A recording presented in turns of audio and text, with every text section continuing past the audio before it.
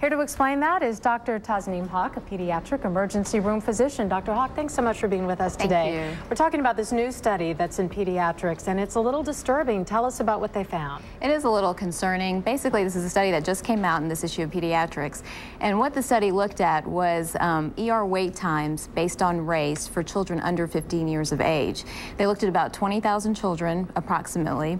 And what they did is they divided the children into three categories, into white, African American, and Hispanic, and then tried to measure how long they waited in the emergency room before they saw a physician.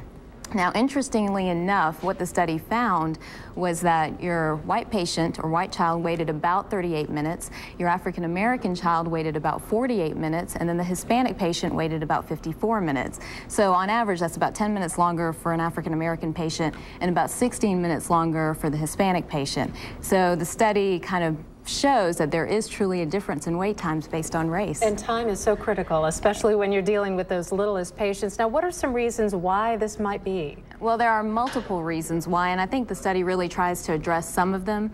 The first, number one reason is overcrowding in the ER, and this is actually becoming a national problem. If you look at some of the statistics, ER visits are up approximately 20% between 1992 and 2001, but they are up 76% amongst African Americans compared to whites. So overcrowding is a problem, but then overcrowding for minorities appears to be a bigger problem. And that's a healthcare issue, not having access to healthcare before that. Exactly. That ties you into the limited access to healthcare, because what's happening is that you have more minorities in those densely populated urban areas, and that's where you really see some of these big differences based on race. So it might be that they're just coming in with a more minor problem in some cases, coming in with the flu when patients with more urgent issues are being seen first in some cases. This is where it's a little bit hard to measure and a little bit hard to quantify, because where we're seeing the difference is in that first step of the ER visit. It's called triage, where a patient walks in and we try to figure out how urgent your problem is.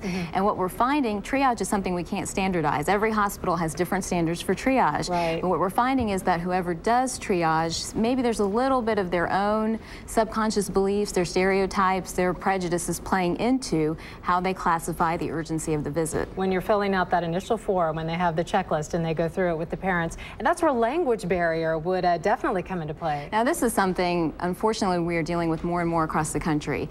A language barrier really slows down your time to see the doctor. What's happening is when you come in, and we're really seeing it more with the Hispanic patients, because they typically come in, they can't communicate with the person registering, they can't communicate with the nurse, so it takes them much longer from registration to triage to getting back into a room than your average white patient or your African American patient.